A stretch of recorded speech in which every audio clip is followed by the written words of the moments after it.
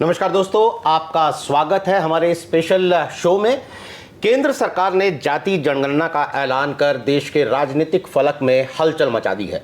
विपक्षी दल जो कि लंबे समय से इसकी मांग कर रहे थे, वो इसे अपनी सफलता करार दे रहे हैं। अखिलेश यादव जो कि समाजवादी पार्टी के प्रमुख हैं, उन्होंने साफ कहा है कि बीजेपी की अगुवाई वाली केंद्र सरकार ने उनके दबाव में ये फैसला लिया है और जाति जनगणना का फैसला इंडिया गठबंधन और समाजवादी पार्टी का जो पीडीए का नारा है उसकी जीत है।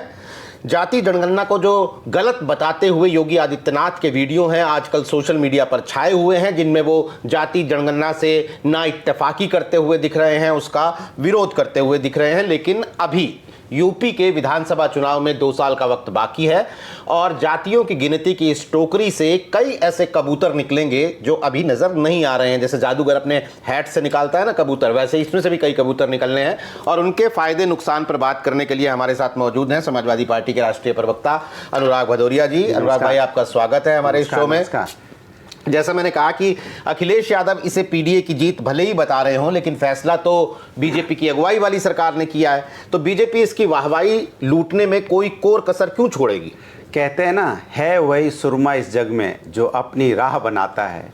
कोई चलता है पदचिन्हों पे, कोई पदचिन्ह बनाता है। श्री अखिलेश यादव जी ने जो कहा, पीडीए को लेके चले, वो सामाजिक न्याय की उन्होंने बात की। जाति जनगणना की बात सदन से लेके सड़क तक उठाते रहे। आज जो बात वो करते थे वही बात आज सरकार ने मानी और जाति जनगणना कराने के लिए सरकार तैयार हुई। तो उन्होंने जो राह चुनी थी उसी राह पे देखो सत्ता पक्ष के लोग भी चलने लगे। इसीलिए कहते हैं ना कि कोई चलता है पदचिन्हों पे, कोई पदचिन्ह बनाता है। अब सवाल यह है कि भारतीय जनता पार्टी के जो नेता थे कंगना रनावत जी, वो क्या कह रही थी जातियों के बारे में, आपको याद होगा।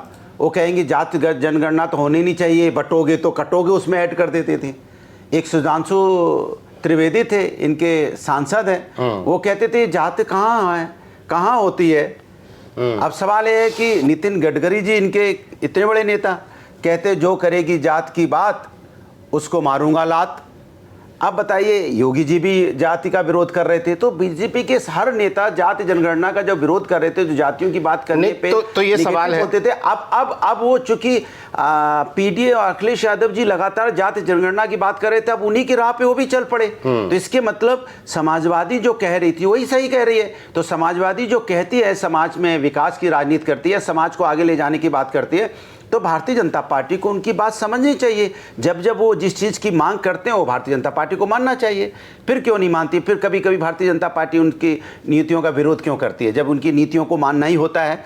आपको याद होगा किसान बिल लेके आए थे, तब भी समाजवादी पार्टी यही कह रही थी कि इसमें कुछ परिवर्तन कीजिए, कुछ सुझाव ले लीजिए, तब भी आपने नहीं लिया था और बाद में आपको किसान बिल वापस करना पड़ा। नहीं, तो मेरा यही सवाल है, आपने इतने सारे नाम लिए कि जो विरोध करते रहे जाति जनगणना का, तो आपको वैसे भी जाति जनगणना जो बीजेपी का पूरा पॉलिटिकल फ्रेमवर्क है उसमें कभी फिट होती हुई नजर नहीं आई, कभी बीजेपी ने इसकी बात नहीं की। तो आपको क्यों लगता है, क्या रणनीति है? अचानक मतलब किसी को भी इसकी उम्मीद नहीं थी और ये फैसला कर लिया गया। देखिए, अब भारतीय जनता पार्टी को इस बात का एहसास हो गया है कि जो देश की जनता है भारतीय जनता पार्टी की नीतियों को ठुकरा रही है। वो समझ गई है कि सामाजिक न्याय की बात नहीं कर रहे हैं। समाज में जो वर्ग पीछे छूट गया है, जो पीडीए हमने नारा दिया था, जैसे पिछड़ा, दलित, अल्पसंख्यक, पिछड़े, आदि आबादी। अब देखिए क्या हालत है समाज के अंदर में। दलित समाज से समाजवादी पार्टी के नेता और सांसद रामलीला सुमन जी हैं। अब वो दलित सांसद हैं तो आप उनके घर में जाके तोड़फोड़ कर देंगे और जिन्होंने तोड़फोड़ की उन पे कार्रवाई भी नहीं ठोस होगी और फिर उनको मारने की धमकी भी दी जाएगी खुलेआम, उन पे जानलेवा हमला भी होगा। लेकिन सरकार उस तरह से कार्रवाई नहीं करती, बुलडोजर वाला कार्रवाई जैसे दूसरों पे करती है। क्योंकि वो दलित सांसद जब सुरक्षित नहीं है, सोचिए वो तो आम दलित जो होगा वो कैसे सुरक्षित होगा, सवाल ये है ना। तो इसलिए सरकार को लगा कि अब जनता चूंकि इसके सरकार के खिलाफ जा रही है, जनता जाति जनगणना की बात करती है, जनता अपना अधिकार मांग रही है, जनता को अपना अधिकार चाहिए। तो जब उनको लगा कि समाजवादी के साथ जनता खड़ी हो गई है, पीडीए के साथ जनता खड़ी हो गई है, तो अब उनको लगा कि नहीं, अब चूंकि उन्हें सत्ता से प्यार है ना, वो बेसिकली हर चीज सत्ता के हिसाब से देखते हैं। उनको लगा सत्ता इससे जा रही है तो उन्होंने तुरंत समाजवादी की बात मानी और माननी भी चाहिए।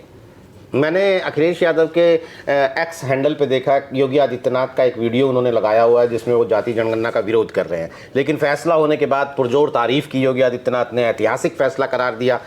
क्यों? अब ये बात तो आपको भारतीय जनता पार्टी के नेताओं से पूछना चाहिए कि जिस चीज को आप विरोध करते हो, बाद में जब समाजवादी लोग उस चीज को लेके आगे चलते हैं, फिर उसके साथ आप चलने लगते हो, तो इसके मतलब आप मान लीजिए ना, भारतीय जनता पार्टी के नेता मान लें जो समाजवादी लोग कहते हैं वही सही है, जो अखिलेश यादव जी कह रहे हैं वही सही है। तो आप आगे से ये मान ले भारतीय जनता पार्टी कि आज जो समाजवादी बोल रही है, कल वो आपको मानना पड़ेगा, कल आप वही भाषा बोलोगे। अब कैसे देखो उन्होंने रास्ते बनाए, मैंने आपको कहा ना, पहले आपको सुनाया था कि कैसे अखिलेश यादव जी पद चिन्ह बनाते हैं। उन्होंने देखो एक्सप्रेस वे बनाया था, एक कॉन्सेप्ट एक्सप्रेस वे का कौन लेके आया? अखिलेश यादव जी लेके आए। फिर देखो उसी पद चिन्हों पे सरकार चलने लगी, अब वो भी एक्सप्रेसवे की बात करने लगी बनाने की।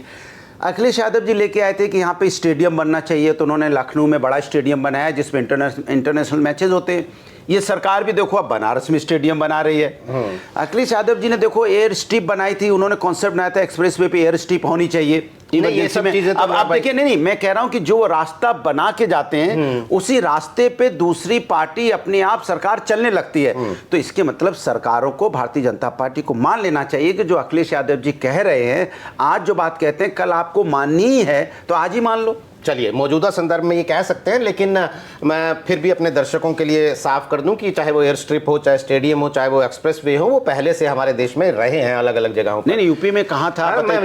यूपी के संदर्भ में आप कह सकते हैं इसको। नहीं और भी कहीं नहीं रहा। आप बताइए, यूपी मध्य प्रदेश में कहाँ था? नहीं, पश्चिम बंगाल में कहाँ था? मैं अब उनके नाम लेने शुरू करूंगा तो फिर वो लोग। एयर स्ट्रिप नहीं थी किसी पे। आप बताइए कोई भी एयर स्ट्रिप गिना दीजिए आप मध्य प्रदेश में। राग भाई, मैं हिसार शहर से आता हूँ, जब मैं स्कूल में पढ़ता था मेरे शहर में एयर स्ट्रिप थी।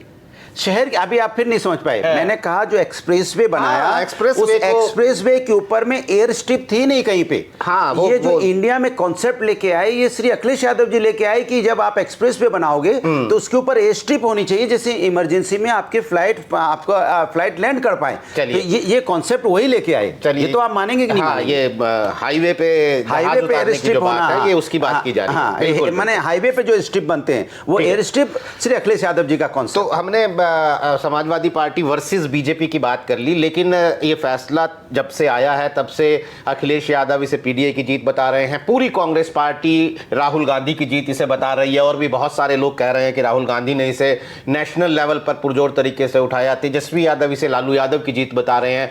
कहीं ऐसा तो नहीं है कि क्रेडिट लेने के चक्कर में विपक्षी एकता, जिसने सरकार को यह फैसला करवाने पर मजबूर किया, अब उसी की एकता में सेंध लग जाएगी? कोई एकता में सेंध नहीं है। इंडिया गठबंधन और पीडीए की जीत है, और हम बार बार कह रहे हैं कि हम विपक्ष एक है, इंडिया गठबंधन एक है। भारतीय जनता पार्टी कितनी भी कोशिश कर ले, लेकिन इंडिया गठबंधन एक रहेगा। राष्ट्र के मुद्दों पे, जनता की भलाई के लिए हम सब एक हैं। तो ये जो कांग्रेस पार्टी और इंडिया गठबंधन पहले ये भी कह चुका है कि जाति जनगणना करवाने के बाद आंकड़ों के हिसाब से हम आरक्षण की सीमा 50% से ज़्यादा बढ़ा देंगे, क्या अब उसके लिए सरकार पर दबाव बनाएगा इंडिया गठबंधन? क्योंकि सरकार इस बात को मानेगी। मैंने कहा ना, जो बात हम आज कहते हैं कल सरकार को बात माननी ही पड़ती है। क्योंकि हम जब भी कोई बात करते हैं तो समाज को देख के बात करते हैं, हम सत्ता को देख के नहीं करते। भारतीय जनता पार्टी कोई भी काम करती है वो सत्ता को देख के करती है। फ़र्क इतना है, हम जनता के भले की बात करते हैं, जनता को कैसे, किसमें जो हमारे समाज के अंदर में कैसे उनको फ़ायदा पहुंचे, कैसे वो उन्नति करे, कैसे जो पीछे छूट गए लोग, समाज में जो लोग पीछे छूट गए वो मुख्य धारा में कैसे शामिल हों, इसकी बात करते हैं हम लोग। तो एक ना एक दिन ये बात सबको माननी भी पड़ती है। बिल्कुल। अब जो है वो ये भी कहा जा रहा है कि ओबीसी आरक्षण का लाभ पसमानदा मुसलमानों को भी मिलेगा। हालांकि मैं अपने दर्शकों को ये साफ कर दूं कि जो हम कहते हैं कि धर्म के आधार पर आरक्षण नहीं है, तो उसका ये मतलब नहीं है कि मुस्लिम को आरक्षण नहीं मिल रहा है। बहुत सारी मुस्लिम की जो जातियां हैं वो केंद्र पर और स्टेट लेवल पर ओबीसी के तहत आती हैं, और वो मंडल कमीशन की सिफारिशों के आधार पर ओबीसी आरक्षण का लाभ ले रही हैं। लेकिन पसमानदा मुसलमानों की बात करके कैटेगोरिकली, ये तो बीजेपी आपके कोर वोट में ही सेंध लगा देगी। वही मैंने कहा ना, भारतीय जनता पार्टी सिर्फ और सिर्फ सत्ता के लिए काम करती है। उसकी राजनीति पूरी की पूरी सत्ता हथियाने की होती है, जिसको बोलते हैं ना, बांटो और राज करो। तो बांटो राज करो की नीति को अपनाती है। हम अपनाते हैं कि समाज में सामाजिक न्याय हो, सब लोग आगे बढ़ें और कैसे सबको समान अधिकार मिले, इसकी बात करते हैं। बस ये फर्क हमारे उनमें। तो जो भारतीय जनता पार्टी हर चीज़ राजनीतिक सोच करती है, हमारी हर चीज़ में राजनीतिक सोच नहीं होती है, हमारी हर चीज़ में विकास होता है कि कैसे सामाजिक विकास हो। हम विकास की बात करते हैं, जब जैसी सिचुएशन होती है उसके हिसाब से हम कदम उठाते हैं।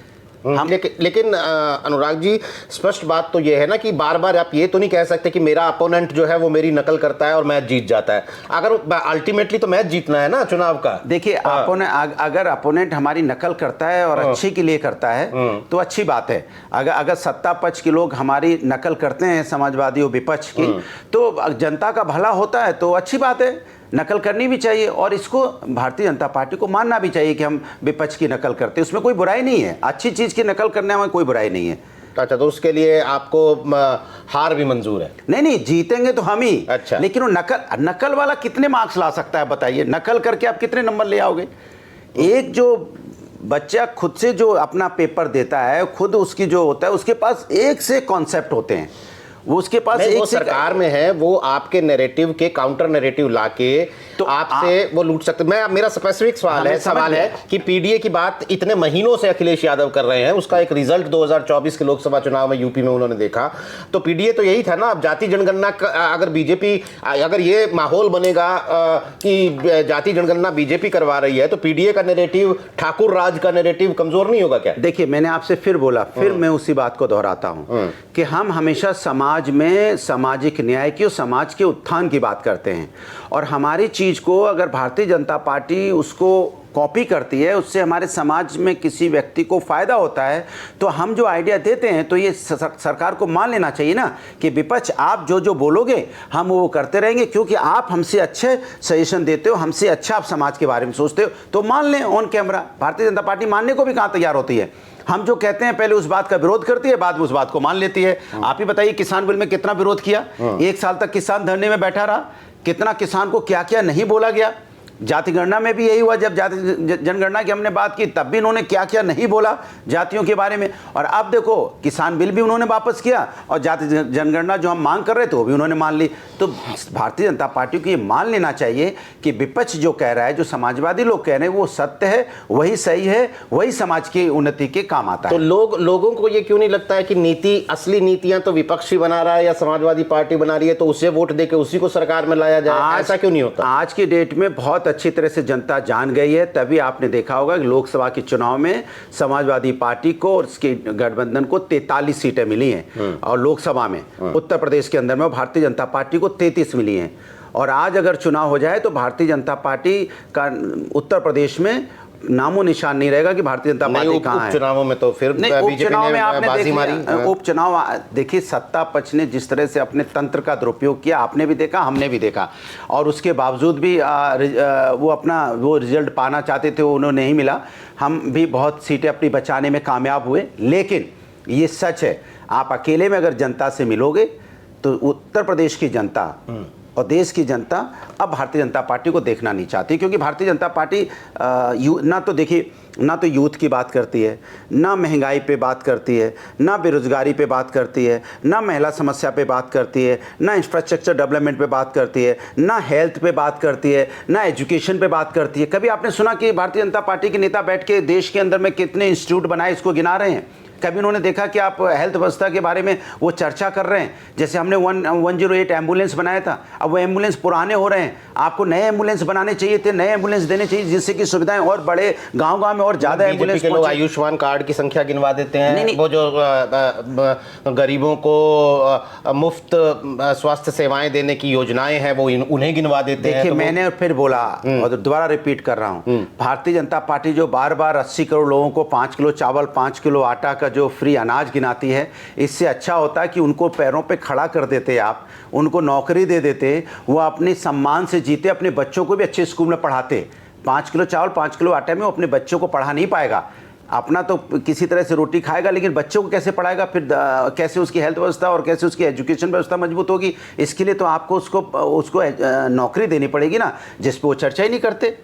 चर्चा नफरत पे होगी सुबह से लेकर शाम तक। जब भी आप देखो, आप तो डिजिटल में हैं, आप टीवी खोलो, आपको 99% चर्चा वही मिलेगी, धर्म के नाम पे राजनीति हो रही है।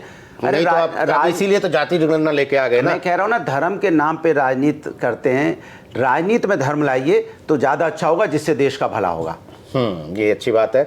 बीजेपी ने, आपको लगता है जाति जनगणना, जब बीजेपी के ऊपर ये आरोप लगता था कि वो एक खास वर्ग का प्रतिनिधित्व कर रही है, तो बीजेपी के पास अनुप्रिया पटेल, राजभर, केशव मौर्य, ये सब नेता थे सहयोगी दलों के रूप में, जो उनके एक तरीके से अखिलेश यादव के पीडीए का काउंटर के तौर पे वो अपने गठबंधन में उनके होते थे। अब ये जाति जनगणना जब बीजेपी ही करवा दे रही है, तो आपको लगता है बीजेपी के सहयोगी दलों की सौदेबाजी की ताकत जो भी थी वो कमजोर हुई है और बीजेपी मजबूत हुई है विद इन एनडीए? आपने बहुत अच्छी बात छेड़ी, इसके लिए आपको साधुवाद। कल से जब वो जाति जनगणना में हम लोग बात कर रहे हैं कि हमारे पीडीए की और समाजवादी की जीत हुई है विचारधारा की, तब से वो पता क्या कहने लगे, परिवारवाद गिनाने लगे। और आपने ही नाम ले लिए सारे। भारतीय जनता पार्टी जिन जिन के साथ सत्ता में, अपना दल परिवारवाद से आती है, राजभर पार्टी परिवारवाद से आती है, चिराग पासवान की पार्टी के साथ परिवारवाद से आती है, शिवसेना परिवारवाद से आती है, इसके पहले चौटाला जी के फैमिली के साथ सरकार बनाई थी, परिवारवादी पार्टी थी, पीडीपी के साथ भी सरकार बनाई, परिवारवादी पार्टी के साथ। इनके किसी भी आप चले जाओ, इनके पास परिवारवाद पार्टी के अलावा उनके साथ मिलके सत्ता बना, अजीत पवार परिवारवादी पार्टी, तो आप परिवारवादी पार्टियों के साथ सत्ता बनाएंगे, उनके साथ सरकार चलाएंगे और परिवारवादी पार्टियों को टिकट भी देंगे। अपने आप बीजेपी में ही आप देख लीजिए, अनुराग ठाकुर से लेके सिंधिया फैमिली से लेके राजनाथ सिंह जी फैमिली में चले जाइए, आदरणीय कल्याण सिंह जी की फैमिली चले जाइए, सभी हैं, सभी एमपी एमएलए हैं। तो आप परिवारवाद आपके अंदर, परिवारवाद पार्टियों के साथ आप सत्ता चलाते हैं, फिर परिवारवाद किस नाम पे बोलते हो? सवाल है, इस देश में परिवारवाद की बात नहीं होती है, बात है जो जिस लायक है, क्योंकि ये लोकतंत्र है। लोकतंत्र में जनता अपना नेता चुनती है और नेता उसी को चुनेगी जो नेता लायक होगा। अब श्री अखिलेश यादव जी ने प्रूफ करके दिखाया कि उन्होंने समाजवादी पार्टी को देश की तीसरी नंबर की पार्टी बना के खड़ी कर दी। आज 37 सीटें हैं लोकसभा में। तो ये उन्होंने अपनी ताकत पे और अपनी नेतृत्व की क्षमता पे ये सीटें लेके आए हैं। ये आदरणीय नेताजी के बेटे हैं, ये तो हैं, लेकिन उसके अलावा उनकी अपनी क्षमता थी, नेतृत्व की ताकत थी, और नेतृत्व की ताकत है तो उनको लोग नेता मानते हो। देश की तीसरी नंबर की पार्टी उन्होंने बनाया।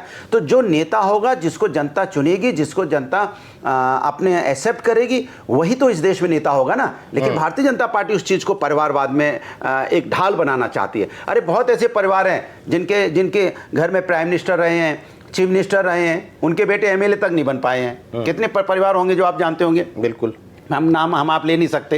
इतने परिवार हैं जिनके घर में प्राइम मिनिस्टर रहे हैं, चीफ मिनिस्टर रहे हैं, वो अपना बड़ी मुश्किल से कभी एमएलए एमपी नहीं बन पाए। तो इसके मतलब नेतृत्व क्षमता एक आपकी अपनी इंडिविजुअल क्वालिटी होती है। वो जब आपके अंदर क्षमता है तो आप नेता बनेंगे। और तो जो रीजनल पार्टी है, जो पार्टी के नेता हैं जिन्होंने अपनी पार्टी बनाई है, या उनके आगे जो उनका परिवार के लोग कंटिन्यू कर रहे हैं, उसमें क्षमता है ना, तो क्षमता के हिसाब से तो होगा ना। चलिए, हाँ बिल्कुल, ये तो लंबी बहस है, क्योंकि कोई कहेगा कि एंट्री लेवल पे आसानी होती है, इसलिए उसके बाद हो जाता है। खैर, आपको लगता है कि मैं एक बार फिर बीजेपी की बात कर रहा हूं कि जनरल कैटेगरी का जो बीजेपी का एक कोर वोटर है, हम आंकड़े उठा के देखते हैं तो 2022 हो, 2024 हो, प्रदर्शन बीजेपी का जैसा भी रहा, लेकिन ठाकुरों ने, ब्राह्मणों ने 90% से ऊपर बीजेपी को वोट दिया। सीएसडीएस का आंकड़ा कम से कम ये कहता है। आपको लगता है जाति जनगणना के इस फैसले से बीजेपी का वो जनरल कैटेगरी का वोटर नाराज हो सकता है अपनी पार्टी से? देखिए, भारतीय जनता पार्टी से तो आप सब कैटेगरी के वोटर नाराज हैं। कोई ऐसा कैटेगरी नहीं है, चाहे पत्रकार बंधु हो, चाहे सर्विस में लोग हों, चाहे किसान हो, चाहे यूथ हो, चाहे महिलाएं हों, चाहे रोड पे जो अपना छोटा मोटा व्यवसाय करते हैं वो हों, चाहे जो बड़ा व्यवसाय करते हैं वो हों, कोई व्यक्ति आज भारतीय जनता पार्टी की नीतियों से खुश नहीं है। उनकी जो पॉलिसी, उनकी जो नीति है, उससे बहुत दुखी हैं। तभी ये मजबूरी में उन्होंने सर्वे करवा लिया होगा ना, उनको लगा होगा कि हम खसक रहा है हमारा जन आधार, तभी वो लेके आए होंगे ना जाति जनगणना, तभी वो हमारी बातों को मान रहे हैं ना। अच्छा, एक बात और कि संघ प्रमुख मोहन भागवत तो एक मंदिर, एक कुआं, एक शमशान की बात करते हैं। वो कहते हैं भाई सब हिंदू हैं, सब मिलजुल के रहें।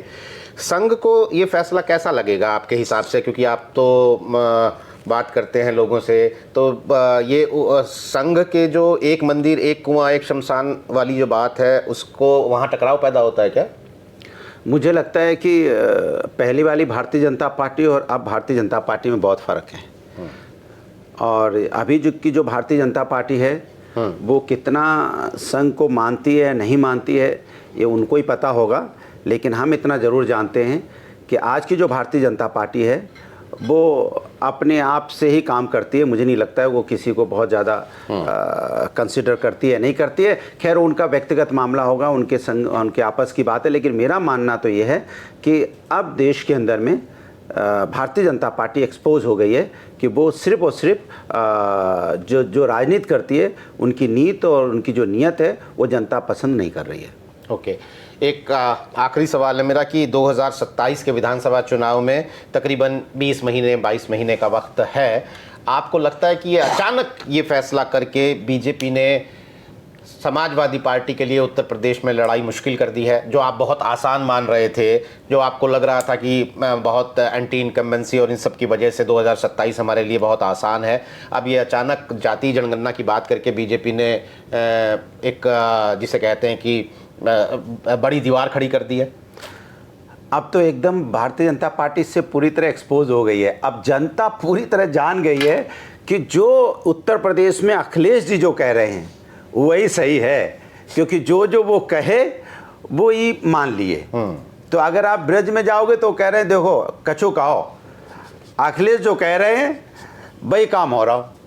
और अगर आप पूर्वांचल में जाओगे तो कहेंगे अखिलेश भैया जो कहत हुए वही सही बात वो जो कह दे लें वही चलत बात है। उनके पद चिन्ह पे ये सब सरकारें चलत है, तो उसके मतलब है कि हर तरफ वो लोगों ने उनको, अब लोगों के अंदर ये पूरा मैसेज जा चुका है कि जो अखिलेश भैया बात कह रहे हैं, जो अखिलेश जी बात कर रहे हैं वही बात सच है, क्योंकि वही बाद में सच होती है। तो इनकी नीयत और नीयत सही है, इन्हीं के साथ चलना है। तो इसलिए अब जनता ने मन बना लिया है कि आने वाले 2027 में जीत समाजवादी पार्टी की होगी। और आपको मुख्यमंत्री भी बताए जा रहे हैं 2027 में श्री अखिलेश यादव जी उत्तर प्रदेश के मुख्यमंत्री होंगे, ये जनता ने तय कर लिया है।